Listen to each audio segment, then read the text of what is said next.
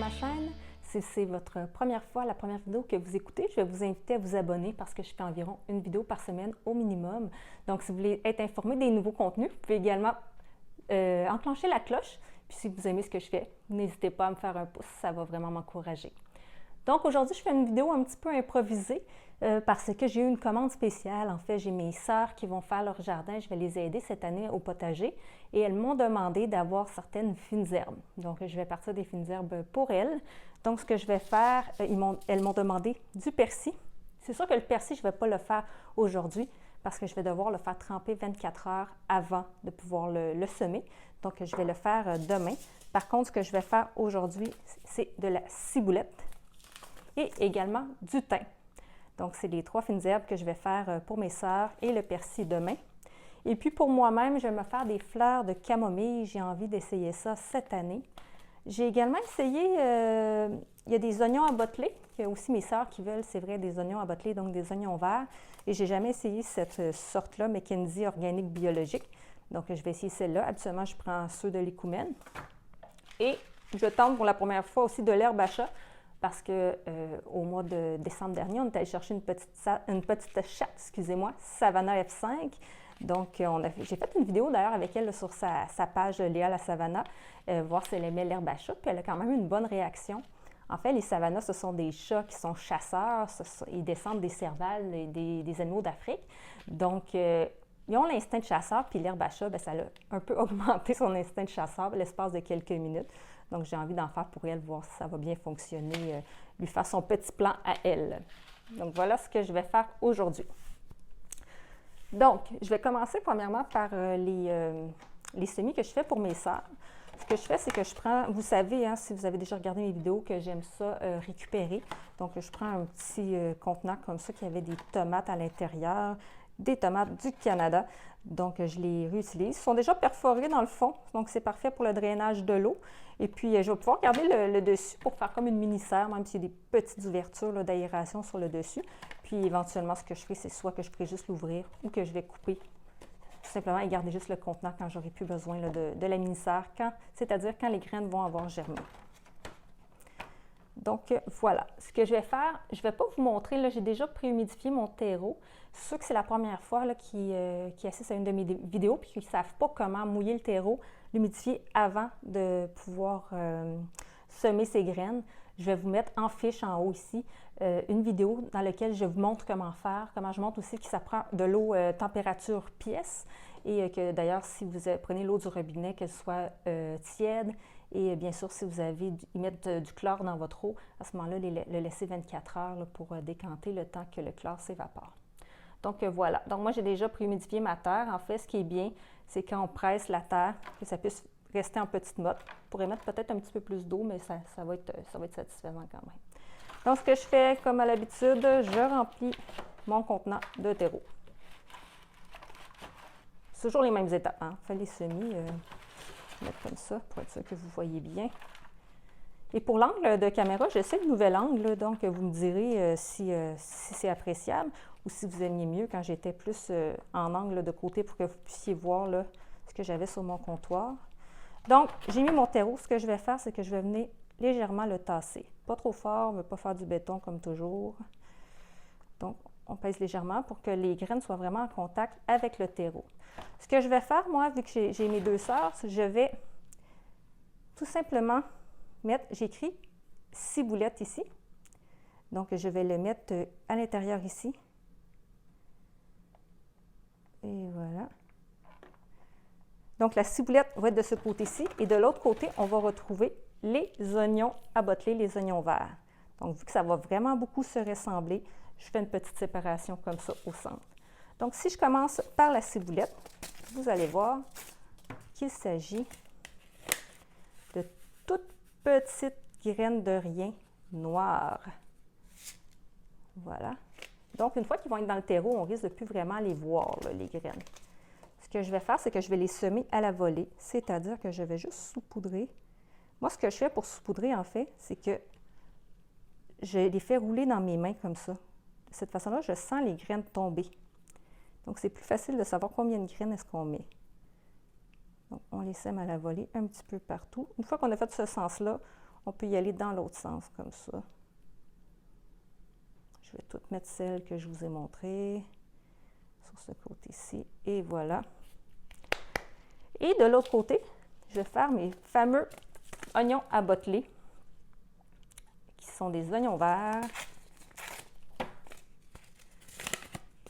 Et les graines sont similaires à celles de la ciboulette. Je vais vous montrer.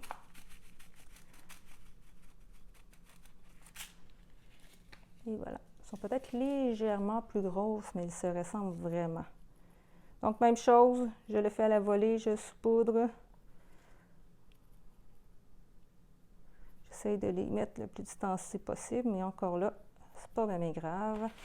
Donc, une fois que j'ai mis mes graines, ce que je vais faire, c'est que je vais mettre du terreau par-dessus. Ça va être du terreau qui est fin, en fait, du terreau spécial semis. Puis, je vais juste le saupoudrer comme ça.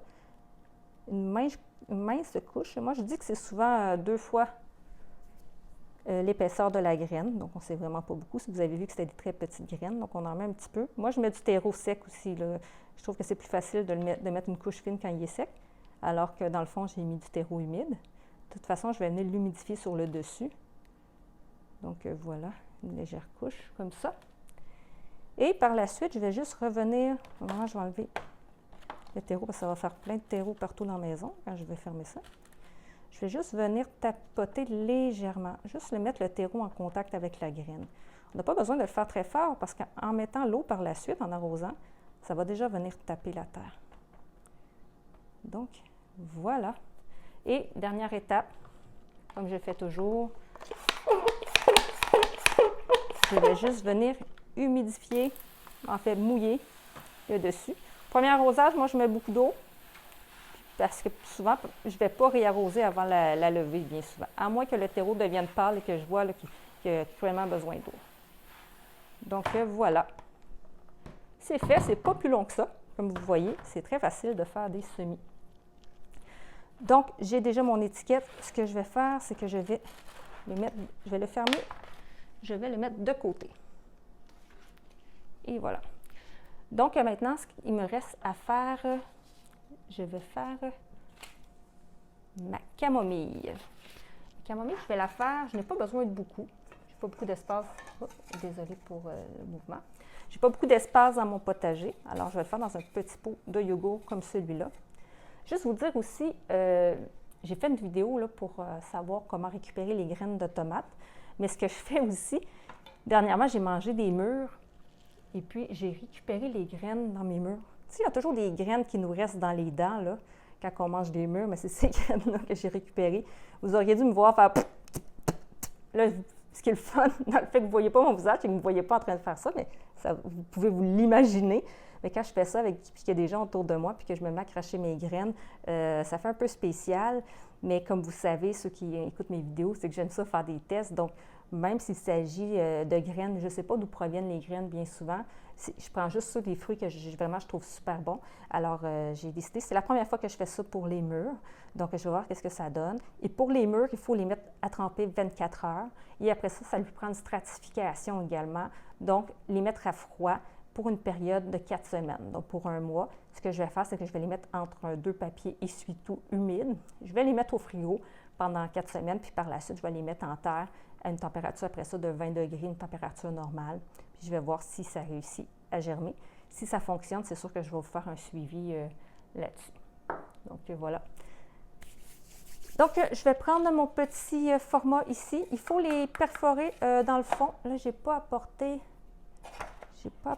mon X-Acto. Je ne voudrais pas me faire mal, là, mais je vais le faire avec mon X-Acto plus tard parce que ça va relativement mal de le faire avec des ciseaux qui ne sont pas très affûtés. Donc, je remplis mon petit contenant comme ça à rebord. Ce que je fais, c'est que je tapote comme ça. Ça, dans le fond, ça permet vraiment d'enlever les poches d'air dans le fond, de vraiment bien répartir la terre.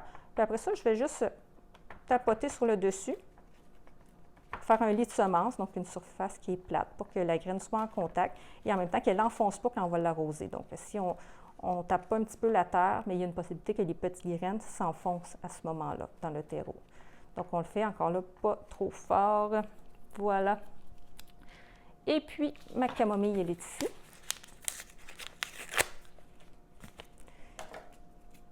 J'ai jamais vu les graines de camomille. C'est vraiment la première fois que j'en fais. On va voir qu'est-ce que ça a l'air. Oh, quand il y a un deuxième sac à l'intérieur d'un sachet, c'est parce que les graines sont petites. Donc, comme vous pouvez voir, c'est tout à fait minuscule. Oui.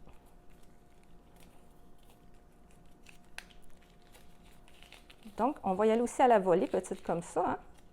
Je vais les mettre dans mes mains pour bien percevoir la quantité que je vais avoir. Et voilà.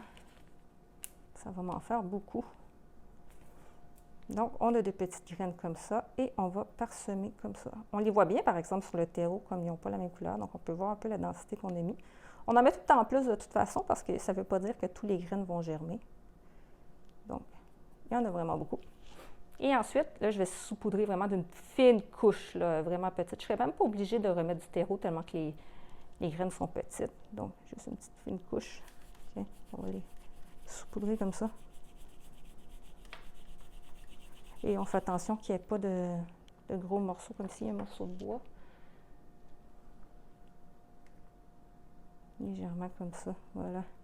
Et je ne vais même pas tasser le terreau à la surface. C'est avec le contact de l'eau que ça va se faire. Comme ça ici.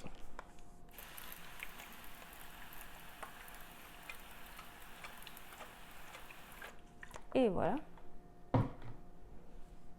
Ensuite, je vais les mettre en dessous d'une lampe. Je vais m'écrire. Wouh! Ça tombe bien. Fais attention. Je vais prendre des petits bâtons de popsicle comme ça. Hein. Mes enfants mangent des popsicles et moi, je récupère tout. Donc, je les prends pour pouvoir noter qu'il s'agit de la camomille.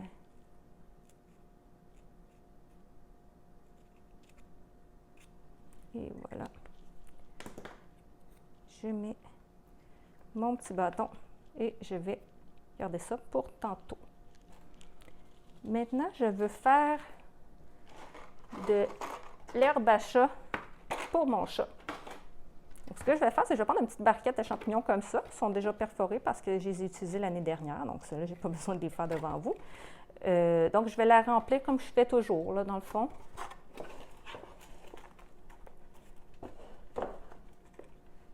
Je vais en mettre à ras-bord. Et voilà.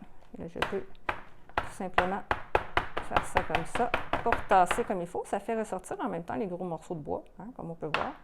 Donc, une fois que c'est fait, je vais juste également venir tasser légèrement la terre à la surface pour faire encore là un lit de semences.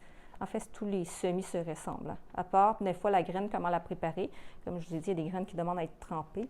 Il y a des graines qui demandent à être stratifiées, donc de mettre à chaud ou à froid. Il y a des graines qui demandent à être scarifiées.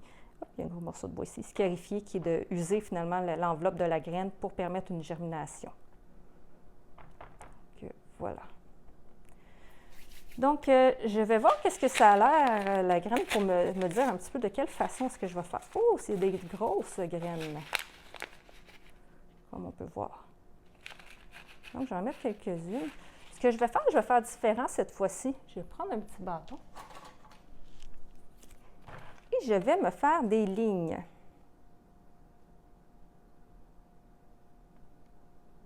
Donc, j'ouvre un petit sillon. Plusieurs petits sillons. Tiens, un autre ici. Je vais en faire 4. Je ne sais pas quelle densité je devrais faire, mais je vais essayer à 4.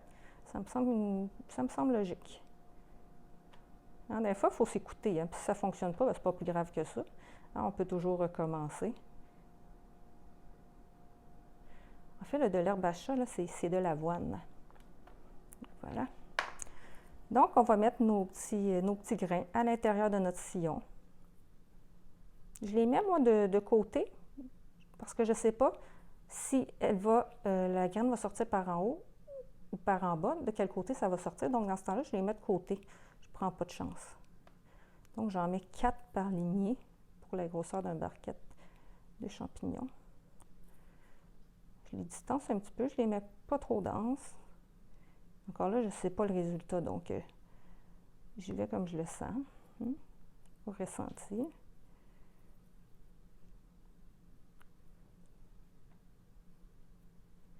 On n'oublie pas que je suis une jardinière amateur, hein. Je ne fais pas ça dans la vie. J'ai une profession. Je travaille à temps plein d'ailleurs dans ma profession. Donc, je fais vraiment ça parce que je suis passionnée puis j'ai envie de partager mes connaissances avec les amateurs, tout comme moi, là, qui ont envie. Puis aussi, il n'y a pas beaucoup de chaînes québécoises, donc je trouve ça bien de pouvoir faire une chaîne où ce qu'on peut voir quand semer quoi au Québec, parce qu'on n'a pas les mêmes saisons qu'en France. Bien sûr, ma chaîne s'adresse à tous francophones qui ont envie là, de faire des semis, de faire des plantations, du repiquage, en fait, du semis à la récolte. Ceux qui de la France, en plus, qui ont envie de voir nos paysages du Québec, ça peut être intéressant également pour vous. Parce que moi, j'écoute beaucoup de chaînes francophones, comme je l'ai déjà dit. C'est sûr que j'aime vraiment beaucoup le potager d'Olivier parce que j'aime les images. Quand il montre son potager, wow, ça a l'air tellement beau.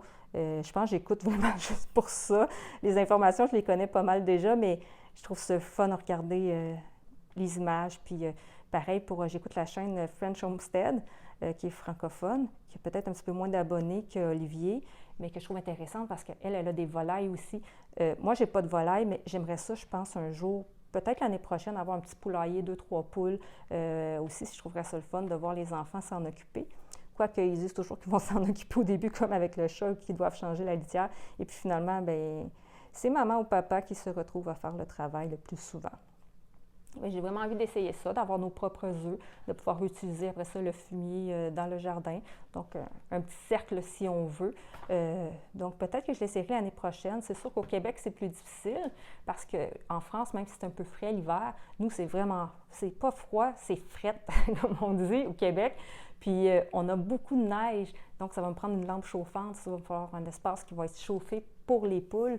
Et puis, juste se rendre au poulailler, il va falloir que je déneige, quand il y a beaucoup de tempêtes de neige, que je déneige pour me rendre au poulailler. Donc, comme c'est tous les jours, l'été, on va trouver ça bien le fun, mais j'ai peur que l'hiver, on trouve ça difficile. Donc, c'est ce qui me fait hésiter. Si vous avez une expérience avec les volailles, vous êtes au Québec, vous êtes dans une région froide en France, ou peu importe où que vous êtes, puis vous avez des températures froides, que vous êtes obligé de chauffer, j'aimerais ça avoir vos commentaires, en fait, savoir si pour vous, ça a été vraiment un must, c'est quelque chose que vous referiez.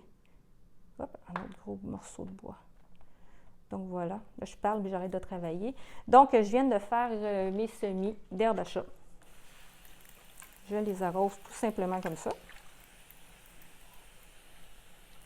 Bien sûr, je vais noter que c'est de l'herbe à chat, surtout que je ne sais pas qu'est-ce que ça a l'air de l'herbe à chat parce que j'en ai jamais fait. Mais il semblerait que c'est de l'avoine. Donc, HC herbe à chat. Et voilà. C'est la seule plante que je vais pouvoir laisser mon chat jouer avec, finalement. Bien sûr, il faut faire attention qu'elle ne mange pas en trop grande quantité. À ce moment-là, ça pourrait être mauvais là, pour les chats. Donc, l'herbe à chat, est-ce qu'ils me disent le temps avant la germination? 5 à 15 jours pour ça. Pour les oignons, les ciboulettes que j'ai fait là, pour mes sœurs, ça va être un 7 à 14 jours environ que ça va prendre avant de germer. La camomille... c'est ma première fois. Je vais vérifier si je l'ai sur le sachet. Non, à ce moment-là, quand je l'ai acheté, Semences Ancestrales ne mettait pas encore les indications sur le sachet. Maintenant, ils ont commencé à le faire. C'est vraiment génial. Je vais les remettre dans leur enveloppe. Donc, voilà, j'ai terminé pour mes semis improvisés. Je vais vous tenir au courant là, si ça fonctionne avec mes murs, là, si j'arrive à faire lever les murs. Et puis, pour l'herbe à chat aussi, je vous ferai peut-être un petit suivi. Donc, je vous remercie beaucoup d'avoir écouté la vidéo jusqu'à la fin, si c'est le cas.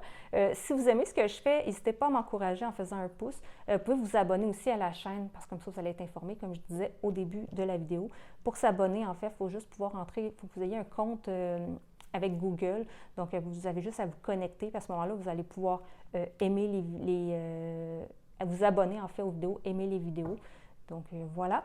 Merci beaucoup. Ça me fait toujours un grand plaisir de pouvoir partager avec vous là, mes expériences. Et puis, on se revoit dans une prochaine vidéo. Merci. Bonne fin de journée.